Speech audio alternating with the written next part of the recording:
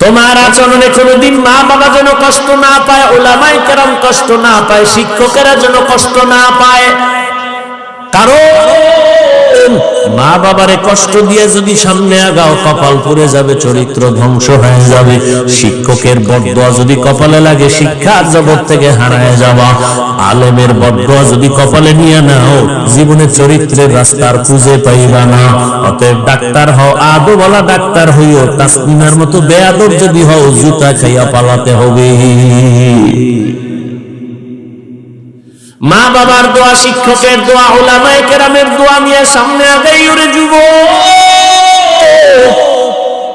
এবার একটু বাস্তবে তাকায় দেখো তো, জীবনে কোনোদিন মাদ্রাসায় পড়ে নাই, আলিফ বা তাও জানে না। তোমার মতো যুবক স্কুলে পড়ে, কলেজে পড়ে, চাকরি করে, ব্যবসা করে, 5 বেলার নামাজ পড়ে, সত্য কথার সাক্ষী দেওয়া আছেন। আর ওয়াজের দরকার নাই, এই কথাটাই তোমার জেহেনে ঢুকাও, বিবেকের প্রশ্ন করো। তোমার মতো যুবক যদি জেনারেল লাইনে থাইকা নামাজ পড়ে, বলো তুমি কেন নামাজ পড়তে পারো না? অবশ্যই তোমার কপালে কারো অভিশাপ লাগছে। তোমার মতো যুবক রাস্তায় গাড়ি চালায়, নামাজ ছাড়ে না, বলো তুমি কেন পারবা না? তোমার মতো যুবক নদীর মধ্যে মাছ ধরে, নামাজ পড়ে, কৃষি কাজ করে, নামাজ পড়ে, র্যাব, আর্মি, পুলিশ, বিডিআরের চাকরি করে, নামাজ পড়ে, তুমি কেন পারো না? ওসি, ডিসি, এসপি, উকিল, ম্যাজিস্ট্রেট নামাজ পড়ে, তুমি কেন পারো না? তোমার মতো যুবক শ্রমিকের কাজ করে, ব্যবসা করে, হালাল ভাবে চলে, ঢাকা কলেজে গিয়ে দেখে আস, জাহাঙ্গীরনগরে গিয়ে দেখো তোমার মতো ছাত্র কলেজে পড়ে, মাথায় পাগড়ি, বড় দাড়ি, বড় জামা, মসজিদের খতিব। ও ভাই, তুমি কোন মসজিদের খতিব? বলেনি কোনদিন খতিব কেন হবান? তা আরবি ভালো করে পারি না। এই অবস্থা কেন তোমার? বলে আমার মা বাবার দোয়া আর উলামায়ে কেরামের নেক নজর। এমন একটা মেয়ে আমি বিবাহ করতে চাই যে আমাকে জান্নাতে নিয়ে যাবে আমার ডান হাত ধরে। ছোট ভাইকে তোর কপালে এমন মাইয়াও নাই, বিয়াও নাই। বড় ভাইকে আল্লাহ যদি কবুল করে সময় লাগবে না, ঠিকই কিছুদিনের মধ্যে খবর পার্শ্বে এক এলাকায় আল্লাহর ওলি আছেন। সে আশা বসার তৌফিক দান করেছেন। নিয়ামতের শুকর আদায়ার্থে ঈমানের আওয়াজকে উঁচু করে আওয়াজে উচ্চ কণ্ঠে সকলেই কালিমাতুশ শুকর উচ্চারণ করি আলহামদুলিল্লাহ। দরুদ ও সালাম সাইয়্যিদুল মুরসালিন রাহমাতুল লিল আলামিন শফিউল মুযনিবিন খাতামুন নবিয়্যিন সাইয়্যিদুস সাকলাইন ইমামুল মুরসালিন হযরত মুহাম্মদুর রাসূলুল্লাহ। সবাই পড়েন সাল্লাল্লাহু আলাইহি, আবার পড়েন। নবীজির নামে দরুদ পড়লে গুনাহ হবে না সওয়াব? বেশি বেশি দরুদের আমল করেন। দরুদ পড়লে দুনিয়ায়ও লাভ, আখিরাতেও লাভ। এটা পড়তে কি কষ্ট আছে? নাই। কমপক্ষে প্রতিদিন 300 বার দরুদ শরীফের আমল করবেন। কতবার? বেশি পড়লে গুনাহ হবে। আল্লাহর কাছে যেন এই দরুদের আমল পেশ করা যায়, বেশি বেশি দরুদের আমল। আপনার দুনিয়াতে যত মুসিবত হোক না কেন, সবকিছুর ঔষধ দরুদের মধ্যে। আপনার বিশ্বাসের পার্সেন্ট যত, ফলাফল কি তত। দুনিয়ার পেছনে দৌড়ান, অস্ত্র তো আল্লাহ আপনার হাতে দিয়েছেন। দরুদের অস্ত্র ব্যবহার করেন, দোকানের ব্যবসা, ঋণ, মুসিবত সব কমপ্লিট হয়ে যাবে, কেটে যাবে। দরুদের এত বরকত, আখিরাতের বরকত তো আছেই। এমনকি যদি লাগাতারে দরুদের আমল চালু রাখতে পারেন তো ইনশাআল্লাহ ঘুমের ঘরে রাসূলের সাথে মোলাকাত হবে। আল্লাহ আমাদের বেশি বেশি দরুদের আমল করার তৌফিক দান করেন। উলামায়ে হযরত আলোচনা রেখেছেন, ইনশাআল্লাহ আগামী কালকেও রাখবেন, আপনারাও আসবেন। উলামায়ে কেরামের কথাগুলো সহিহ তরিকায় শ্রদ্ধার সাথে আমল করার তৌফিক দান করেন। উলামায়ে কেরামের ইজ্জতকে আল্লাহ বেশি বেশি বাড়ায় দেন। যারা উলামায়ে কেরামদের বিরুদ্ধাচরণ করে বিভিন্ন প্রক্রিয়ায়, লেখার মাধ্যমে, বলার মাধ্যমে, আল্লাহ তাদের হেদায়েত দান করেন। আমি আপনাদের দোয়া নেওয়ার আশায় হাজির হয়েছি এবং সংক্ষিপ্ত কিছু কথা বলার নিয়তে কোরআনে হাকীমের শেষের দিকে একটি আপনাদের পরিচিত সূরা ওয়াল আসরে সূরা তিলাওয়াত করেছি। নবীজির হাদিস থেকে একটু পুরো হাদিস পড়েছি। আয়াত ও হাদিসের আলোকে ইখলাসের রুহানিয়তের সামান্য কিছু কথা বলার মতো, আপনাদেরকে শুনবার মতো সহি তরিকায় সহি নিয়তে আল্লাহ আমাকে আপনাদের সকলকেই কবুল করেন। ওয়াল আসর, আসরের শপথ। ইন্নাল ইনসানা লাফি খুসর, নিশ্চিত পৃথিবীর সমস্ত মানুষগুলো জাহান্নামে। ইল্লা, কিন্তু আমানু, আল্লাযীনা আমানু ওয়া আমিলুস সালিহাত, যারা ঈমান আনবে এবং আমলে সালেহ করবে। ওয়া তাওয়াসাউ বিল হক ওয়া তাওয়াসাউ বিস সাবর, ঈমান ও আমলের দাওয়াত অন্যকেও দিবে, যারা বিরুদ্ধাচরণ করে তাদেরকে বাধা প্রদানে ধৈর্য ধারণ করবে। এই গুণে গুণান্বিত যারা, এরা জাহান্নামে যাবে না। নবীজি বলেন, কুল্লু উম্মতি ইয়াদখুলুনাল জান্নাতা ইল্লা মান আবা।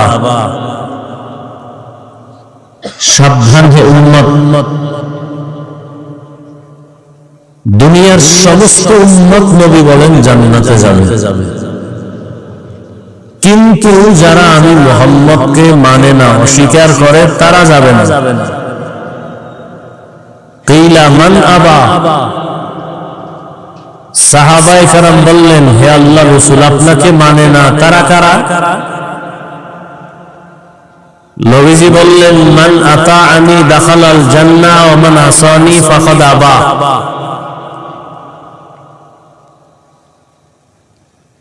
যে আমার আনুগত্য করে, অনুসরণ করে, সে জান্নাতে যাবে, যে অনুসরণ বিরোধিতা করে সে জাহান্নামে যাবে।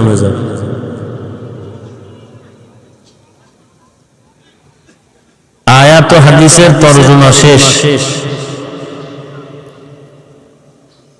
হাদিসের উপরে 2-3 মিনিট একটু ব্যাখ্যা করি সামান্য। এদিকে মাইক নাই, এদিকে কোনার থেকে আওয়াজ আসে কেন? এদিকে কেন? ওই আওয়াজ আসবে কেন? এই বক্সের আওয়াজ থাকলে আওয়াজ আসবে কেন? কবে এই বক্স ঠিক করো, কানে আওয়াজ স্পষ্ট না হলে তো সমস্যা।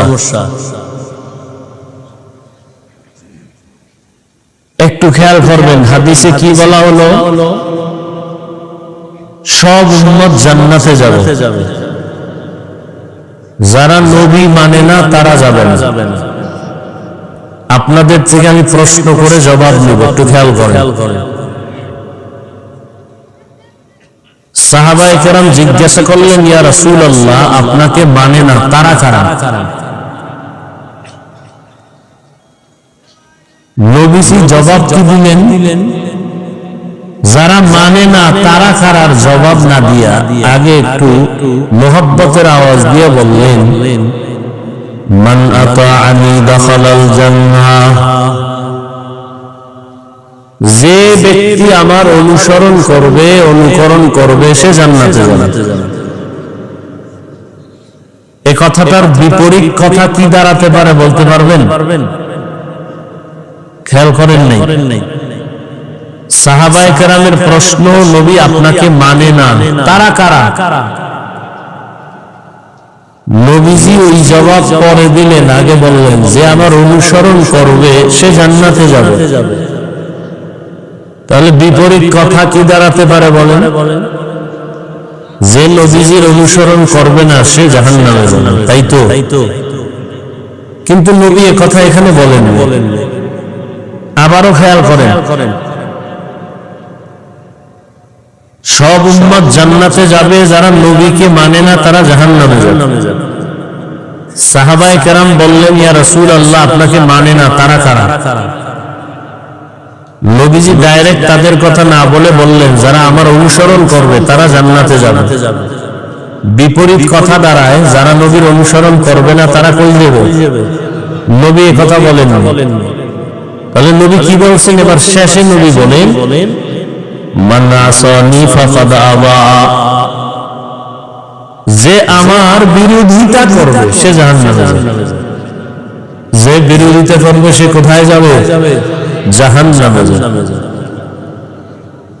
এখান থেকে একটা পয়েন্ট আপনাদের মনে রাখবেন, ওয়াজ মাহফিল আসলে কিছু নেওয়ার জন্যই তো, কিছু মেসেজ নিতে হবে। কত চিল্লায় ভালায়া শরীর গরম বানায়া এরপরে দৌড়ায় গেলাম, ফজর পড়লাম না। এই ওয়াজ দিয়ে কি হবে? এই ওয়াজ দিয়া চলতেছে, ওয়াজ চলতেছে, ফলাফল জিরো। না হয় এত মুসলমান এই দেশে, এত আলেম, এত পীর, এত মাদ্রাসা, এত মসজিদ, এরপরও আমরা দুর্বল, আমরা পরাজিত। কি আপনারা বলেন দেশ স্বাধীন হয়েছে, দেশ স্বাধীন করে আপনারা নাক টেনে ঘুমাইতেছেন, আর ওদিকে মহিলারা সাংবাদিক সম্মেলন করতেছে, আমাদের দেহ ব্যবসার অধিকার ফেরত চাই। আর আপনারা এখানে স্বাধীন কে নাকে তেল লাগায় ঘুমাইতেছেন। এই স্বাধীনের অর্থ কি? স্বাধীন বলতেছেন, আবার আইনজীবীর গলায় ছুরি চালাচ্ছে। কত মানুষ অসহায় অবস্থায়।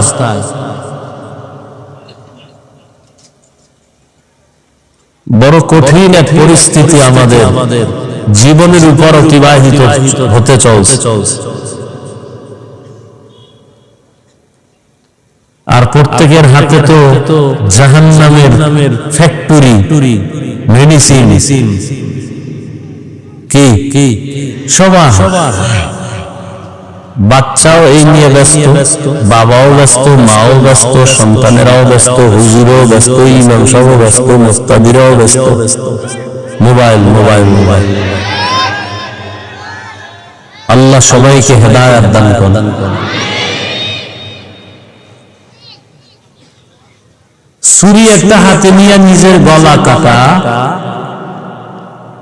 এটা ডাইরেক্ট দেখতে খুব খারাপ। আমাদের এই সমস্ত অঞ্চলতে দোতলা ঘর হয় কাঠে, হয় না? তো আমাদের গ্রাম এলাকায় বলে কাঠ একটা পোকায় খায়, হ্যাঁ না? কি কয়? গনে খায় না? উপর দিয়া কমপ্লিট সুন্দর, ভেতর দিয়া ফুলটাই নষ্ট। এই মোবাইল ওয়ালাদের উপর দিয়ে যাও কিছু আছে, ভিতর কিচ্ছু নেই, চরিত্র নাই, লেখাপড়া নাই, চেহারা নাই।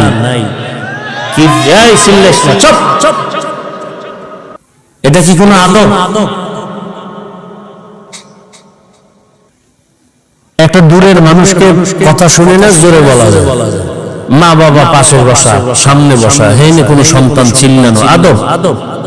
কোন আলেম সামনে বসা, এখানে চিল্লির কি আছে? আমি কথাগুলো বুঝাইতেছি, বুঝার কথা, এখানে তো চিৎকারের কিছু নেই। এটা তো আদব না মজলিসের। আল্লাহ সব ভাইকে হেদায়েত দান করুন। যারা মোবাইল চালায় তাদের কাছে অনুরোধ, বিশেষ করে আমার যুবক বাবারা, বাসায় গিয়া গুগলে সার্চ দিবা টাচ মোবাইলে শরীরের অঙ্গের কি ক্ষতি হয়। চিকিৎসা বিজ্ঞানীরা বিস্তারিত ওখানে সব লিখে দিয়েছে। মুরব্বীরা আপনারা না দেখলেও কথাগুলো শুনে যান। আমরা এত পাগল হই না যে আবল তাবল কিছু বলে গেলাম, একটু শুনেন ভালো করে। বাবা তো হইছেন, আলোচনাটাও শুরু করছি সূরা আসর দিয়া। মা বাবার জন্য খুব সতর্কবাণী আয়াতের মধ্যে আছে। কিয়ামতের দিন প্রত্যেক সন্তান পিতামাতার বিরুদ্ধে আল্লাহর আদালতে মামলা দিবে। কোরআন শরীফের আয়াত। বহু মা বাবা বড় বড় নেক আমল করিয়াও শুধু সন্তানের অপরাধের কারণে জাহান্নামে যেতে হয়, শুধু সন্তানের অপরাধের কারণে। এই মোবাইলের কারণে কিডনি ড্যামেজ হয়ে যাইতেছে, ব্রেন নষ্ট, হার্ট দুর্বল, লেখাপড়া নাই, চরিত্র নাই, চোখের পাওয়ার নাই, কানের পাওয়ার নাই। এই মোবাইলের কারণে কত সন্তানের সাথে মা বাবার দূরত্ব, স্ত্রী স্বামীর মাঝে দূরত্ব। এই মোবাইলকে কেন্দ্র করে কত সন্তান মায়ের সাথে বেয়াদবি, বাবার সাথে বেয়াদবি, ছাত্র হলে শিক্ষকের সাথে বেয়াদবি, উন্নত হলে আলেমের সাথে বেয়াদবি। এই একটা মোবাইলকে কেন্দ্র করে কত সন্তান মায়ের টাকা চুরি করে, বাবার টাকা চুরি করে, না দিলে বন্ধুর পকেট কাটে, না দিলে দোকানে চুরি করার সম্মিলিত চক্রান্ত করে।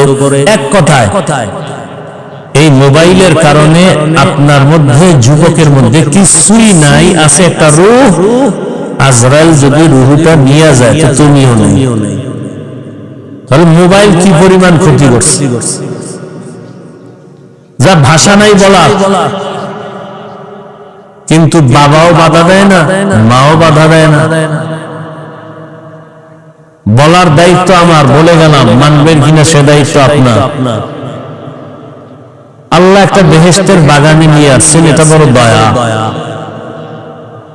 কিন্তু কপাল পুরাটা ভালো করতে পারলেন না। বেহেশতের বাগানে বৈশাও মোবাইল নিয়ে ছবি তুলতেছেন, যেটা সম্পূর্ণ গুনাহের কাজ। দুনিয়ার কোন মুফতি সাহেবের বাবারও ক্ষমতা নাই এটাকে উল্টায় বলবে। সরকারের বিশেষ কোন প্রয়োজনে অথবা মদিনার অর্ডারে ছবি তোলা জায়েজ, সওয়াব না, জায়েজ। জায়েজ মানে সওয়াব না।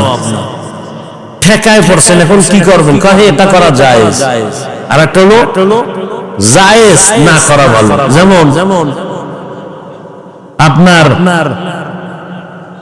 মইরা যাবেন অবস্থা, এখন আপনার মরা গরু ওখানে আছে, তো মরাটা তো খাওয়া হারাম। জান বাঁচানোর জন্য যদি আপনি মনে করেন তাহলে এটা জায়েজ, আপনার জন্য এটা আবশ্যকীয় না, জায়েজ। চাইলে আপনি এটা গ্রহণ করতে পারেন। কিন্তু বেহেশতের বাগানে যে এমনি এমনি ছবি তুলেন, এটা হারাম, হারাম, হারাম, কবিরা গুনাহ, কোনো সন্দেহ নেই। করতেছেন, আমরাও আপনাদের সাথে ঝগড়া করি না। যাও বলি, খুব নরম হয়ে বলতেছি, যাতে আপনার অন্তরে গিয়া ধাক্কা না লাগে, বাড়ি না লাগে, কষ্ট না পান। এরপরও কষ্ট পেয়েই যান। এরপর আবার ফাঁকে ফাঁকে পেয়ে আল্লাহর রাস্তায় মাফ করে দিয়েন, বেয়াদবি নিয়েন না। আর কিভাবে বুঝাবো বলেন তো? এখানে আমার ব্যক্তিগত কি স্বার্থ? কোন স্বার্থ নাই। স্বামী আর স্ত্রীর মাঝে আজকে দেওয়াল হয়ে গেছে, দেয়াল, পর্দা, এই মোবাইল। মা বাবা সন্তানের মাঝখানে আজকে দেয়াল হয়েছে ঝগড়ার, এই মোবাইল। তাজা তাজা প্রাণ কেড়ে নিয়েছে এই মোবাইল। বেহেশতের বাগানে বসছেন, করতেছেন মোবাইল হাতে নিয়ে কবিরা গুনাহ। আপনার কত ভাব তা তো বলাই যায় না, কিভাবে আপনি আছেন। খুব পাওয়ার নিয়ে বসছেন।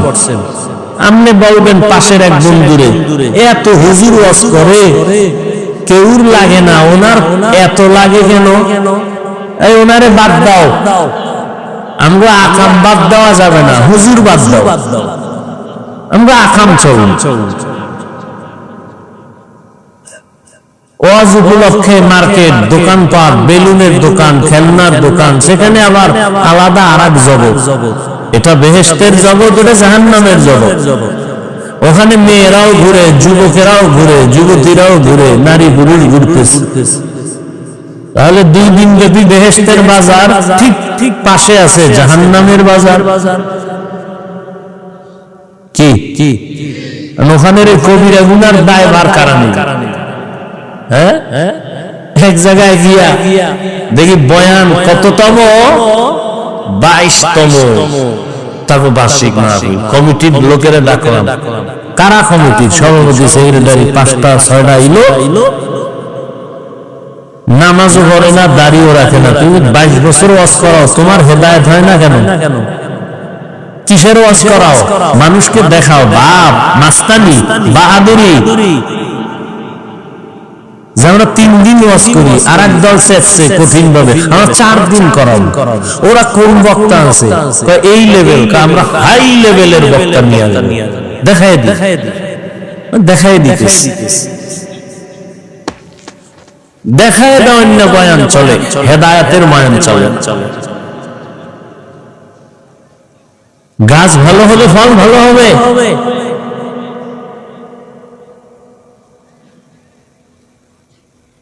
আয়োজক বৃন্দ যদি ইখলাসওয়ালা হন, ওখানে হেদায়েতের বাতাস আসতে থাকবে, হেদায়েতের বাতাস আসতে থাকবে। ওয়াজ উপলক্ষে দোকান কেন? বেলুনের দোকান কেন? খেলনার দোকান কেন? সেখানে মেয়েরা ঢুকে কেন? বেপরদায় কবিরা গুনাহ, তাজা তাজা কবিরা গুনাহ হয় কেন? কি প্রয়োজন? এখান থেকে রাজত্ব দূরে না, মাদারীপুর দূরে না, প্রয়োজনে সেখানে যাও। হ্যাঁ, দুই একটা চায়ের দোকান, বিস্কিটের দোকান থাকতে পারে, খেলনার দোকান কেন? বেলুনের দোকান কেন? সেখানে আবার মেয়ে ছেলে যাবে কেন অবাধে? এই বেহেশতের বাগানে কি হলো? শুধু এখানে কি, সব জায়গা, সারা দেশের এই হাল। শুধু বাংলাদেশে যুবকেরা লিখে রাখিস, একটা জায়গা আমার দৃষ্টিতে পাইছে, বাংলাদেশ লক্ষ লক্ষ মানুষ সেখানে থাকে, 1 দিন 2 দিন 3 দিন 4 দিন, শত শত দোকান, একটা খেলনার দোকান নাই। লক্ষ লক্ষ মানুষ সেখানে থাকে, বয়ান শুনে। এখানে একটা বাচ্চা মেয়েকেও 3-4 দিন ওই পুরো অঞ্চলে খুঁজে পাওয়া যাবে না। একটা জায়গা আছে বাংলাদেশে যেটার নাম শুনলে তোর ঘুম হারাম হয়ে যায়, কলিজা জ্বলে। আদ্রসী না? কোথায়? দিল্লির সব জায়গায় ঘুরলি, ওখানে যাইতে ভালো লাগে না? কত ডাকাত, কত সন্ত্রাসী তসবিহ হাতে নিয়ে, পাগড়ি নিয়ে জিকিরের লাইনে দৌড়াচ্ছে, আর তুমি এখানে ফেসবুকে বিরোধিতা করো না? মহলে তোমার কপালটা আলাদা বানাইছে, যে কারণে রসুলের বয়ানেও কালেমা পড়ে না। কেমন কফা! যেই রসুলের চেহারা মোবারক দেখলেই মোহাব্বত লাগায় জাহান্নাম হারাম, সেই রসুলকে 1 দিন 2 দিন না 13 বছর পর্যন্ত দেখলো, বয়ান শুনলো, কালেমা কপালে আসলো, এর নাম কফাল। এই নিকৃষ্ট বেঈমানকে জানেন? যে রসুলকে 13 বছর দেখলো, যে নবীকে দেখলে পেটের ক্ষুধা থাকে না, এত বরকতি নবী আমার, সেই রসুলকে 13 বছর দেখাও কালেমা করে না, নিকৃষ্ট এই বেঈমান কে? আর অন্যদিকে 27 বছরের একটা যুবক তরবারি নিয়ে দৌড়ায়, নবীকে জবাই করে ফেলল। কয় বছরে? নবীর দেখেই তরবারি ফালায়, কয় নবী মাফ করে দেন, কালেমা পড়ে। এর নাম কফা।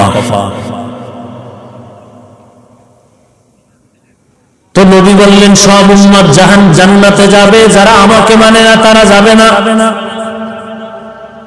সাহাবায়ে কেরাম বললেন ইয়া রাসূলুল্লাহ, আপনাকে কারা মানে না, অস্বীকার করে, তারা কারা? রহমতের নবী বললেন আমার অনুসরণ যিনি করবে তারা জান্নাতে যাবে, যারা বিরোধিতা করবে তারা জান্নাত পাবে না, জাহান্নামে যাবে। এখান থেকে আমরা কি শিক্ষা পেলাম? এইটা বুঝাইতে গিয়ে দূর আসলাম যে অশুনা না, কিছু নিতে হবে। গুনাহ নিয়ে ঢুকছি, গুনাহ মুক্ত হয়ে বের হবে, এই নিয়ত নিয়া কয়দিন আর বাহাদুরি করবেন? যারা দুনিয়া দুনিয়া দুনিয়া দুনিয়া জিকির করে, কই যারা দুনিয়া চায়, এরা দুই চায়, দুই দুনিয়ার পিছনে যারা আখিরাত বাদ দিয়ে দৌড়ায়, কয় জিনিস চায়? একটা চায় সম্মান, আর একটা চায় শান্তির জীবন। কিন্তু দেখেন তো প্রত্যেকটা দুনিয়াদারের সম্মানও নাই, শান্তির জীবনও। মাইয়ার জ্বালা, ভোলার জ্বালা, বউয়ের জ্বালা, বাইরের জ্বালা, ভেতরের জ্বালা, মামলা, উপর ঝামেলা, হামলা, এই ঝামেলা। এরপরে বিল্ডিং উঠাইছে, লাফটি ঘুমাইতে পারে না, এখন বিল্ডিং থুয়ে জঙ্গলে ঘুমা। একবার ফুলের মালা, ফাইনালে জুতার মালা। এই সম্মান দিয়ে কি লাভ হবে? আমি কি বানায় বলতেছি? এর চেয়ে তো খেরের ঘর ভালো। হ্যাঁ, মনে রাখবেন, শিক্ষা নেন। টাকা দিয়ে সম্মান কিনলে প্রথমে ফুলের মালা, ফাইনালে কি? যারা দুনিয়া দুনিয়া করো, কত উপরে উঠছে বলো তো। আর আমরা যারা আখেরাত আখেরাত করি, আমরা কত নিচে নামছি বলো তো। আল্লাহ হেদায়েত দান করুন। من كان يريد العاجلة عجلنا له فيها ما نشاء لمن نريد ثم جعلنا له جهنم يصلاها مذموما مدحورا। যে দুনিয়া চায় আল্লাহ তাকে দ্রুত দুনিয়া দিয়ে দেয়, কিন্তু পরিণাম হলে তার জন্য জাহান্নাম। আল্লাহর নবী বলেন, যারা আমার বিরোধিতা করবে তারা জাহান্নামে যাবে। এখান থেকে আমরা দুইটা সবক নিয়ে নেই। এ দুনিয়ায় যারা নবীর আদর্শ মানে না, তারা দুই দলে ভাগ হয়ে আছে। এক দল, বাংলায় অর্থ বলবো তারা বিদ্রোহী, আর এক দল হলো আগ্রহী। এক দল দরদি, আর এক দল বিরোধী। যারা নবী মানে না এরা কয় দল? এক দল আগ্রহী, আর এক দল। ধরে নেন, আমি বুঝাবার জন্য বলছি। এখানে আমি ডান দিক থেকে একটা যুবকে জিজ্ঞাসা করলাম, এই যুবক, নবীর আদর্শের দাড়ি রাখো না কেন, নামাজ পড়ো না কেন? যুবক কি বলে? হাফিজ ভাই, নামাজ দরকার, দাড়ি দরকার, পারি না, চেষ্টা করতেছি, দোয়া করবেন। কি বুঝলেন? বিদ্রোহী না আগ্রহী? অন্যদিকে আমি যদি বাম দিকের এক যুবকের জিজ্ঞাসা করি, বাবা নামাজ পড়ো না কেন, দাড়ি রাখো না কেন, আমার কথা শেষ না হতেই জবাব দেয়, না রাখলে অসুবিধা কি? এরকম বেয়াদব নাই? কি আগ্রহী না বিদ্রোহী? রহমতের নবীর আদর্শ মানার ক্ষেত্রে বিদ্রোহীর আর এক নাম হলো বেঈমান। খুব বুঝেন কিন্তু, আরো বুঝেন। একটা ছেলে দাড়ি রাখে না, তাকে গালি দেওয়া যাবে না। আগে বুঝতে হবে ওই যুবকটা কি আগ্রহী না বিদ্রোহী। একজনে নামাজ আদায় করে না, তাকে গালি দেওয়া যাবে না। আগে বুঝতে হবে লোকটা কি আগ্রহী না বিদ্রোহী। আগ্রহী বান্দা মুমিন, বিদ্রোহী বান্দা বেঈমান। আরো স্পষ্ট করে বললাম, যারা নবীর আদর্শে দাড়ি রাখে না তাকে গালি দেওয়া যাবে না। আর একজনের দাড়ি পছন্দ করে না, তাকে ছাড় দেওয়া যাবে না। ব্যবধান আছে না? একজনে নামাজ পড়ে না, তাকে গালি দেওয়া যাবে না। আর একজনে নামাজকে পছন্দ করে না, তাকে ছাড় দেওয়া যাবে না। সুযোগ পেলেই জুতার বাড়ি দিতে হবে। ব্যবধানটা বুঝছেন নি? তাহলে একজনে নামাজ পড়ে না, তারে গালি দেওয়া যাবে? আগে বুঝতে হবে সে আগ্রহী না বিদ্রোহী। আগ্রহীর নাম মুমিন, বিদ্রোহীর নাম বেঈমান। কত বড় আল্লাহর দুশমন যে নামাজ তো পড়েই না, দোয়া চাইবে, ভাই দোয়া করেন, চেষ্টা করবো, উল্টা ধাক্কা দেয়, না পড়লে অসুবিধা কি? কত বড় নিকৃষ্ট বেয়াদব, চিন্তা করতে পারেন? আল্লাহ হেদায়েত দান করুন। এবার আসেন, হাদিস নিয়ে কিছু কথা বললাম, এবার সূরাটা নিয়ে আলোচনা করি। ওয়াল আসরি ইন্নাল ইনসানা লাফি খুসর। সাউন্ডটা আর সুন্দর হয় না? এখানে মিক্সার মেশিন নাই তো এরকম কেন? রিভার্ব দিতে পারেন না? ইকো যেন না হয়। মানুষের বডির জন্য রুহু আসল, রুহু নাই, বডির কোনো কি নাই। আমাদের বয়ানের এই লাইটও দরকার নাই, প্যান্ডেলও দরকার নাই। আমাদের মূল বয়ানের রুহ বাহ্যিক দৃষ্টিতে হলো সাউন্ড। আর বাকি গায়েবী যেটা সেটা আল্লাহর রহমত। বুঝেন না কথা? এজন্য বারবার বলে আপনাদের তো হয়তো একদিন 2 দিন, আমাদের তো প্রতি রাত চিল্লেই তো হয়। টাইম মতো ঘুম না থাকলে, খানা না থাকলে, এবার এতগুলো মানুষকে আবার বয়ান করে শোনানো, আর জার্নি তো কি কষ্ট। এরপরেও চলতেছে, আল্লাহ যতক্ষণ চালাবেন চলবে। এই জন্য একটু বেশি এটার দিকে খেয়াল রাখা উচিত, রাখি বলি। আপনারা হয়তো অনেকে অনেক কিছু ভাবেন, বেয়াদবি মাফ করে দিন। ওয়াল আসরি ইন্নাল ইনসানা লাফি খুসর। সূরাটা সকলের পরিচিত একটি সূরা। পর্দার আড়ালের মা বোনেরা এই সূরাটা কোরআন শরীফ পড়তে না জানলেও শুনতে শুনতে মুখস্থ হয়ে গেছে। সূরাটা ছোট কিন্তু পাওয়ার অনেক বড়। 4 মাযহাবের 4 ইমামের এক ইমাম হলেন ইমাম শাফিঈ রাহমাতুল্লাহ আলাইহি। তিনি বলেন, আমার আল্লাহ কোরআনে হাকীমের মধ্যে অনেকগুলো আয়াত নাযিল করেছেন। আম্মা জান আয়েশা রাদিয়াল্লাহু আনহার প্রসিদ্ধ বর্ণনা মতে কোরআনের আয়াত সংখ্যা হলো 6666।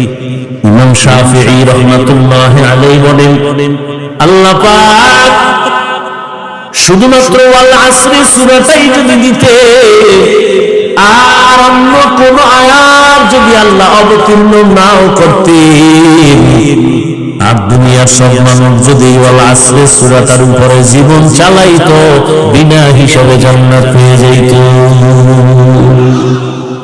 এবার বুঝো সূরাটার পাওয়ার কত।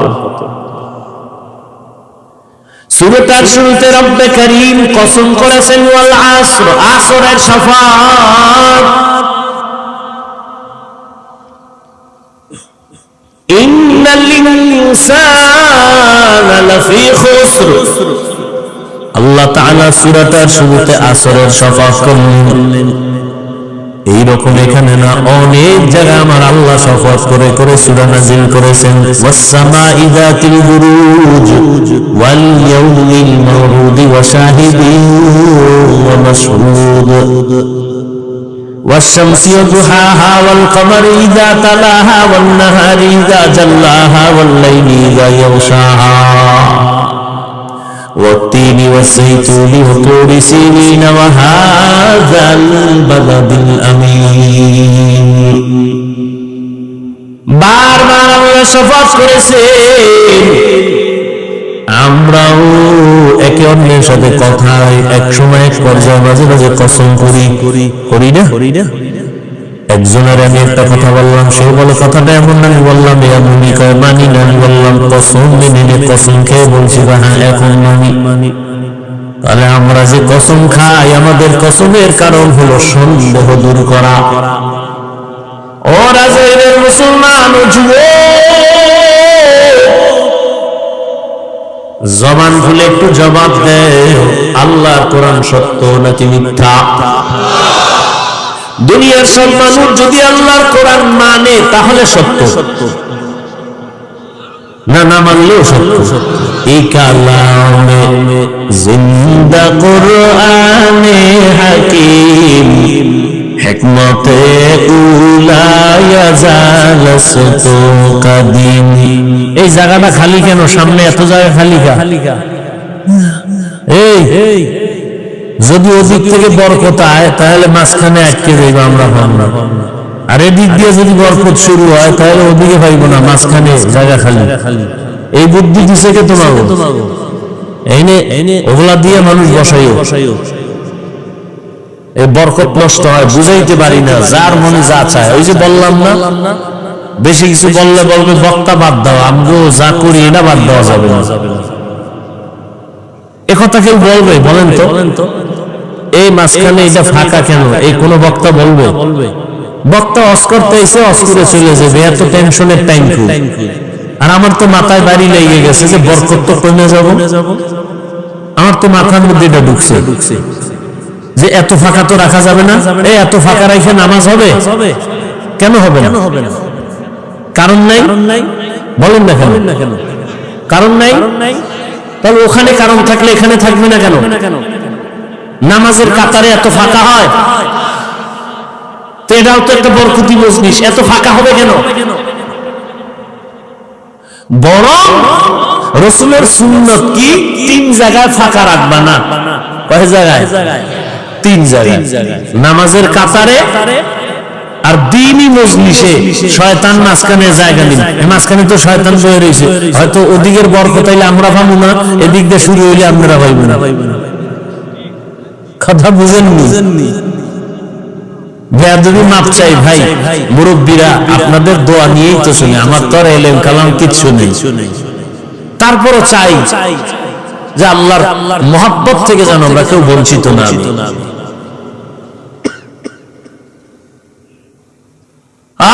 আল্লাহ সবাইকে সহিহ বুঝ দান করেন।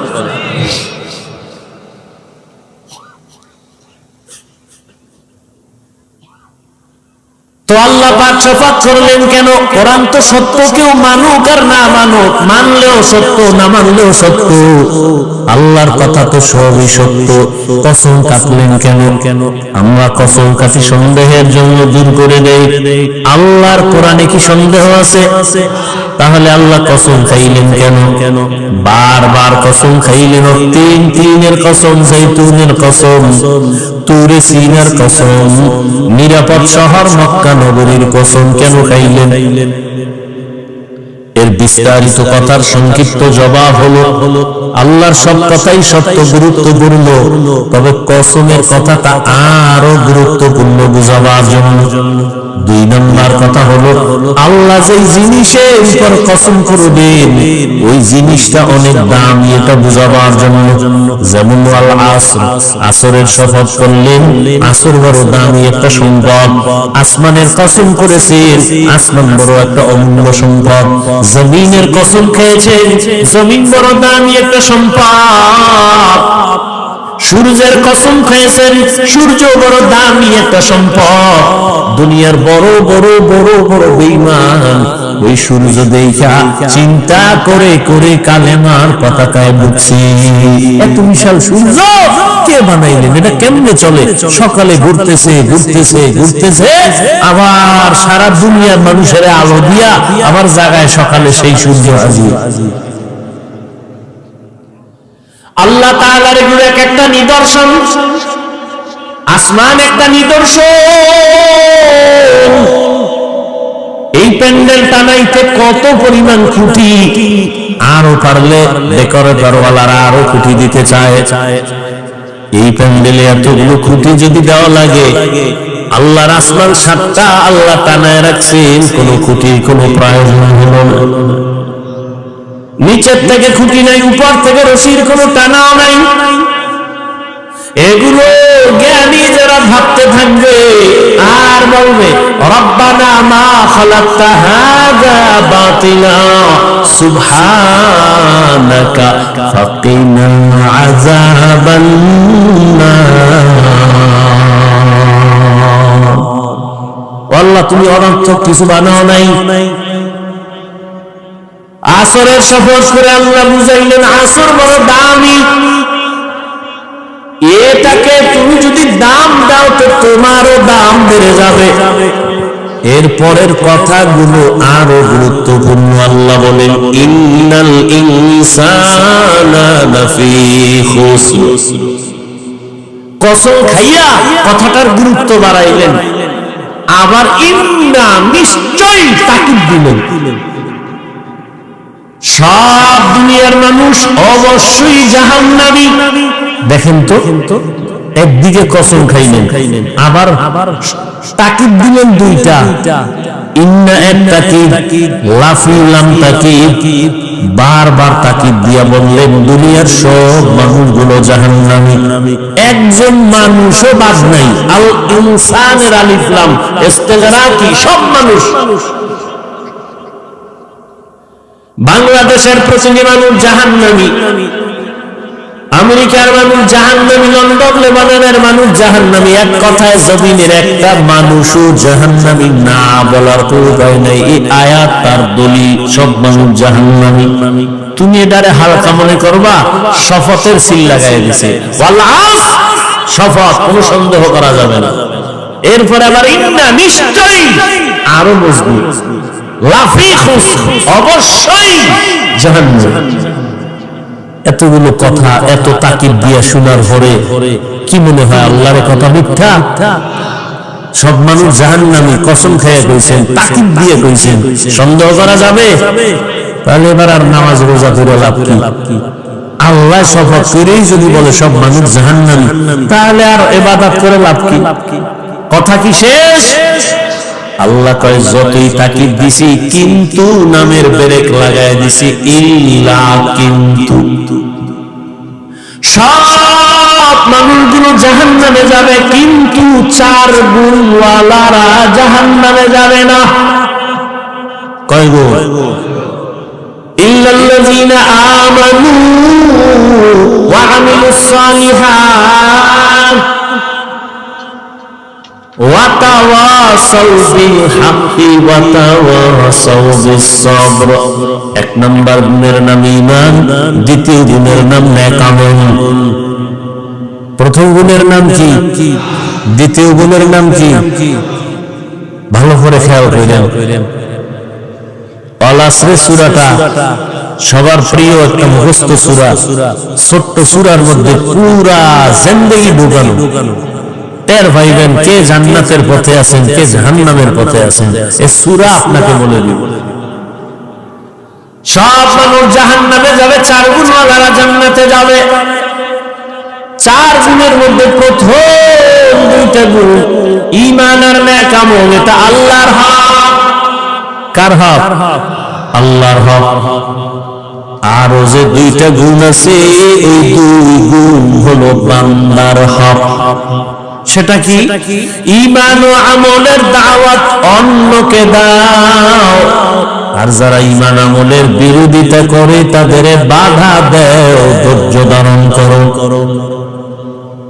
এখান থেকে কি বুঝলাম? ঈমান আর আমল আল্লাহর হক, অন্যরে দাওয়াত দেওয়া। বাংলায় বলে সৎ কাজের আদেশ দাও, অসৎ কাজে বাধা দাও। এই 2টা গুণ হলো বান্দার হক। আপনারা শুনছেন আগেও, আল্লাহর হক যদি বান্দা ত্রুটি করো আদায় করতে আল্লাহ ক্ষমা করে দিবেন, কিন্তু বান্দার হক বান্দা যদি ক্ষমা না দেয় আল্লাহ ক্ষমা দিবেন না। তাহলে যারা আমরা ঈমানওয়ালা আমলওয়ালা, আমাদের মাত্র আল্লাহর হক আদায়ের পথে আমরা আছি, ঈমান আছে আমল আছে, মাত্র আল্লাহর হক আদায়ের পথে আছি। কিন্তু জান্নাত পাওয়ার জন্য 4 গুণ লাগবে, আর 2টা গুণ হলো বান্দার হক। ঈমান আমল আমি একা আনলে হবে না, অন্যরে দাওয়াত দেওয়া লাগবে, ঈমান আমলের দাওয়াত। যারা বিরোধিতা করবে বাধা দেওয়া লাগবে। অতএব যারা শুধু ঈমান আনছি, নেক আমল করি, জিকির করি, তাহাজ্জুদ করি, পীরের কাছে যাই, তাবলীগে যাই, এখনো কিন্তু জান্নাত রেডি না। বান্দার হক আরো 2টা গুণ আছে, আদায় করছেন কিনা হিসাব মিলান। আল্লাহর হক আদায় যদি ত্রুটি থাকে আল্লাহ ক্ষমা দিবেন। বান্দার হক যদি ত্রুটি থাকে, বান্দা ক্ষমা না দিলে আল্লাহ দিবেন না। যেমন আমি শুরুতে একটু আওয়াজ দিছিলাম, এবার বলি, অন্যরে দাওয়াত দেওয়া, অন্যকে, অন্যের জবাব আল্লাহ কোরআনে বলেন, ইয়া আইয়ুহাল্লাযীনা আমানু কু আনফুসাকুম ওয়া আহলিকুম নারা ওয়াকুদুহান নাস ওয়াল হিজারা আলাইহা মালাইকাতুন গিলাদুন শিদাদুন লা ইয়াসুনাল্লাহা মা আমারাহুম ওয়া ইয়াফআলুনা মা ইউমারুন।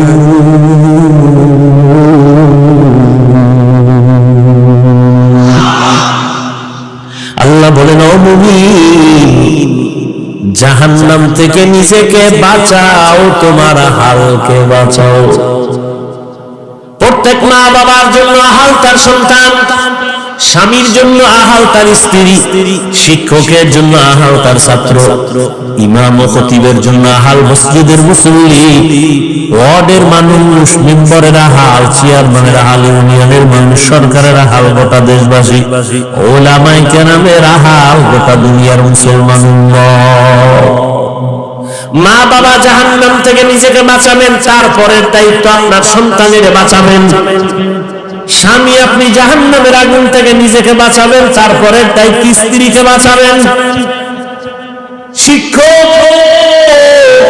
জাহান্নামের আগুন থেকে নিজেকে বাঁচাবেন, তারপরের দায়িত্ব আপনার আহাল ছাত্রকে জাহান্নামের আগুন থেকে বাঁচাবেন। ইমাম খতিব সাহেব জাহান্নামের আগুন থেকে আগে নিজেকে বাঁচাবেন, দ্বিতীয় দায়িত্ব আপনার আহাল মুসল্লিদেরকে জাহান্নামের আগুন থেকে বাঁচাবেন। এবার অন্য মানে আহাল, মা বাবার আহাল সন্তান। ও মা বাবা, আপনি নামাজ পড়েননি, রোজা রাখেননি, পর্দা করেননি, এটা আল্লাহর হক। এরপরে আপনার সন্তান এরা যারা, এদের নামাজের দাওয়াত দিছেননি। নিজে পর্দা করেন, সন্তান পর্দা করে কিনা খবর নিছেননি। কিয়ামতের দিন আল্লাহ সন্তানদের ডাকবেন আর জিজ্ঞাসা করবেন, এই সন্তান, নামাজ পড়ছনি বলে পড়ি নাই, রোজা রাখছনি বলে রাখি নাই, কেন? এবার সন্তান বলবে, আমার কোনো দোষ নেই, আমি দুধের দোয়া। তো সমস্যা কি? আমার আব্বা আম্মা সব ঝামেলা। তাই বলে দলিল কোরআনের আয়াত, সূরা আহজাব 67 নম্বর আয়াত। সন্তান বলবে, রব্বানা ইন্না আতা'না সাদাতানা ওয়া কুবারানা ফাআদাল্লুনা সাবিলা। ও আল্লাহ, আমি বেনামাজি হই নাই, আমার মা বাবা আমারে বেনামাজি বানাইছে। রমজানে আমার আম্মা মাঝে মাঝে বলতো, সাহারি খাইয়া রোজা রাখ। আব্বা জান কইছে, খবরদার, চেহারা নষ্ট হয়ে যাবে। এরকম বাপ নাই, রোজা রাখলে কি নষ্ট হবে? ওই আব্বা জানের জিজ্ঞাসা করতে মনে চায়, এই বাপ নামের কলঙ্ক, রোজা রাখলে চেহারা নষ্ট হবে। এবার তাকায় দেখো, মোবাইল চালাইয়া সারা রাত রুমের মধ্যে গুনা কইরা কইরা চেহারা ভাঙছে। এটা ঠিক কর? সারা তোমার সন্তান দরওয়াজা জানালা বন্ধ করে মোবাইলের দিকে তাকাইয়া তাকাইয়া কবিরা গুনাহ দেখে দেখে চেহারার মধ্যে নূর নাই, চেহারাটা নষ্ট। তোমার এই সন্তানের চেহারাটা ভালো বানাইবা কেমনে? বিয়ার আগেই চেহারাটা নষ্ট হয়ে গেল, যৌবন শেষ, জীবন শেষ। বাবায় বাধা দিল, সন্তান মানবে না, কারণ যেই সময় বাধা দেওয়ার নিয়ম ছিল সেই সময় মা বাবায় আদর দিছে, আরো করো, সময় মতো বাধা দেয়। দুনিয়াটা উল্টে গেছে কেমনে জানেন? প্রত্যেক সন্তান মা বাবারে ভয় করবে, আর এখন উল্টা মা বাবা সন্তানের ভয় করে, কখন পিডায়। প্রত্যেক ছাত্র শিক্ষকের ভয় করবে, কিন্তু এখন শিক্ষক ছাত্রকে ভয় করে, কখন বেদবি করে। লিকুলি শাইইন জিনাতুন ফিল ওয়ারা ওয়া জিনাতুল মারই তামামুল আদাবি আজ খুদা কা ইমে তৌফিকে আদো বেআদব মাহরুম গাশ আজ ফজলে রা। ও পর্দার আড়ালের আম্মা জানেরা, ও আমার বৃদ্ধ বাবাজি, কিয়ামতের দিন সন্তান মা বাবার বিরুদ্ধে আল্লাহর আদালতে আরজি পেশ করবে, হে আল্লাহ, আমার মা বাবা নামাজের তালিম আমারে দেয় নাই, রোজার কথা বলে নাই, ওয়াজ মাহফিলে মাঝে মাঝে বাবায় যাইতো, আমারে দাওয়াত দেয় নাই, আমার আব্বা জান জুমার নামাজে যাইতো, কখনো জুমার নামাজে আমারে ডাকে নাই। এবার আল্লাহ কইল, ঠিক আছে, সব মাইনে নিলাম, তুই বাবার কারণে বড় নাই। আচ্ছা, তোরে আমি একটা বিবেক দিছিলাম, ভালো মন্দ যাচাই করা, কাহা দিছি। দেখো না কত সন্তান মা বাবা চায় না নামাজ পড়ুক, এরপরও মা বাবার কথা ডেঙ্গিয়ে গিয়ে নামাজ পড়ে নাই। তা তুই বললি না কেন, ভালোটা গ্রহণ করলি না কেন? সন্তান বলবে আল্লাহ এটা আমার বিবেকের সাথে অন্যায় করে ফেলেছি। কথা হলো আমার তো এটা ইনসাফের আদালত, আজকে বিবেকের বিচার দাঁড়া। ইন্নাস সামআ ওয়াল বাসারা ওয়াল ফুআদ কুল্লু উলাইকা কানা আনহু মাসউলা। চোখের বিচার হবে, কানের বিচার হবে, দিমাগের বিচার হবে, বিবেকের বিচার হবে। আল্লাহ যখন এই কথাই বলবেন, সন্তান বলবে আমার একটা দাবি আছে। কি আছে? আল্লাহ যেই মা বাবার কারণে দাড়ি রাখতে পারি নাই, মা বাবার বয়ানের অভাবে নামাজি হতে পারি নাই, ও আল্লাহ আমার দাবি হইলো আমারে যদি তুমি ফিদা একটা আবারে দুইটা দেওয়া লাগবে, আমারে যদি শাস্তি যা দেও আমার মা বাবারে ডবল শাস্তি দেওয়া লাগবে। কোরআনের আয়াত, রব্বানা আতিহিম যিফাইনি মিনাল আযাব ওয়ালআনহুম লা'নান কাবীরা। সূরা আহজাব 67 নম্বর আয়াত। মোবাইলে কোরআন শরীফ বাংলা ডাউনলোড কইরা সূরা আহজাবের 67 নম্বর আয়াতে সার্চ দিয়া ব্যাখ্যা দেখবেন। কোরআন কিনার মতো তো আপনার কাছে টাকা নাই, জুতা কিনার টাকা আছে, অন্যান্য সব কিনার টাকা আছে, মাওলার কোরআন কিনে যে ঘরে রাখবেন দেখবেন ওই কপাল নাই। ওই যে বললাম কপাল যদি পুড়ে যায়, তা আমি কেন রসুলের বয়ানও কপালে কানে আসে না বলছি না? ভুলে গেছে। আর কপাল যদি খুলে রসুলকে জবাই করতে আসিয়াও কালেমাওয়ালা হয়ে যায়। 27 বছরের যুবক, কি নাম? নবীরে জবাই করতে এসে কালেমা পড়ছে। সেই ওমরের নাম শুনলে এখনো মানুষের অন্তরে কম্পন শুরু হয়ে যায়। কে সে রহমতের নবী বলেন, লাউ কানা বাদি নবিয়্যুন লাকানা ওমর, আমার পরে যদি আল্লাহ নতুন কাউকে নবী বানাইতেন, আমার পরে নবী হতো আমার সাহাবী ওমর। অর্ধ দুনিয়া পরিচালনা করেন রাজনীতিবিদ, একজন শিক্ষক হযরত ওমর। দিনের বেলা বিচার করেন, রাতের বেলা জনগণের কি হালাত গিরা খবর নাই। সেই ওমর যে রাস্তায় চলে শয়তান ওই রাস্তায় চলে না, পালায় যায়। কেমন পাওয়ার আল্লাহ দান করেছে। ওমর আসতেছে, রাস্তা দিয়ে একটা যুবক মদের বোতল নিয়ে আগাইতেছে। ওমরের দেখা কাঁপ শুরু হয়ে গেছে। ওমর তো কথার আগে তরবারি রেডি, ও আল্লাহ মাফ করে দাও, আর জীবনে মদ পান করবো না, ওমরের হাত থেকে আমারে বাঁচাও। ওমর আসতেছে, দৌড়েই তো মানে না, লজ্জা দাঁড়ায় গেছে। ওমর আইসা, এই যুবক বোতলের মধ্যে কি? ও কাঁপা শুরু হয়ে গেছে। বোতলের মধ্যে তো মদ, দিতে চায় না। ওমরের কাছে যখন বোতলটা দিয়া দিছি, ওমর হাতে বোতল নিয়ে দেখে এক ফোঁটা মদ নাই, পুরা বোতলে দুধে সাদা হয়ে আছে। हर के दारत खौफ हक दर्दी मदन जन्नतुल मअवा बेहद उरा मकाम। ঈমান আমলের দাওয়াত অন্যকে দাও,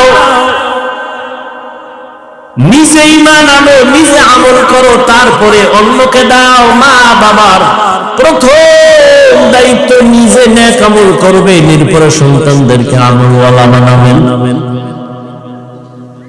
এক বাবাই গিয়া, ওমরের আদালত তো আগুন আগুন, বাবাই গিয়া বিচার দিছে, আমার ছেলে হক আদায় করে না। ওমর কয়, আপনার কথায় বিচার হবে না, বাদী পাইছি, বিবাদী কই? ছেলেরে হাজির করা হলো। ছেলের কয়, কারা ব্যালট টের হয়েছে নিকায় পাইছি খলিফাতুল মুসলিমিন। তুই বাবার হক আদায় করো না কেন? খলিফাতুল মুসলিমিন কথা ঠিক, আমার একটু কথা বলার সুযোগ আছে? আছে। কি আমার বাবার পক্ষ থেকে কি আমার উপরে কোনো হক নাই? ওমর বলে আছে তো। জানতে পারি? হ্যাঁ জানতে পারো। কি হক খলিফাতুল মুসলিমিন? এক নম্বর হক হলো তোমার বাবা একটা ভালো মা ঘরে আনবে, এটা এক নম্বর কাম। ভালো ফল খেতে চাইলে ভালো গাছ লাগাও, ভালো সন্তান যদি পেতে চাও ভালো মা ঘরে নাও। ভালো মা কই পাইবা? রমনা পার্কে যায় দেখো দানা কাটা হরি ঘরে নিয়ে আসো। দানা কাটা হরি মানে কি? ও ঘরে আসলেই দানা কাটবে, মায়ের দানা কাটবে, বাবার দানা কাটবে, শেষে স্বামীর দাও কাটবে। দানা কাটা হরির কামি হলো দানা কেটে দাও। কিছুদিন পরে বলবো তোর মা খারাপ বাপ খারাপ, ঢাকা ল। ঢাকা যায় আলাদা ফ্ল্যাট লইয়া কিছুদিন আউলা জাউলা জিন্দেগি চালায়, বলবো তোর দানাও খারাপ, হিজরত করলাম, থাক তুই একা। ভালো একটা মা ঘরে আনো। এরে পর্দার আড়ালের আম্মা জান, 5 মিনিট একটা কেচ্ছা শুনাইতে চাই, শুনবেন? শুনবেন? ঘুম আসতেছে আপনাদের না? যদি কেউ কয় ঘুমান, পৃথিবীর শ্রেষ্ঠ মিথ্যাবাদী সে। বাঙালি রাতে ঘুমায় না, সারাটা রাত মোবাইলের হক আদায় করে।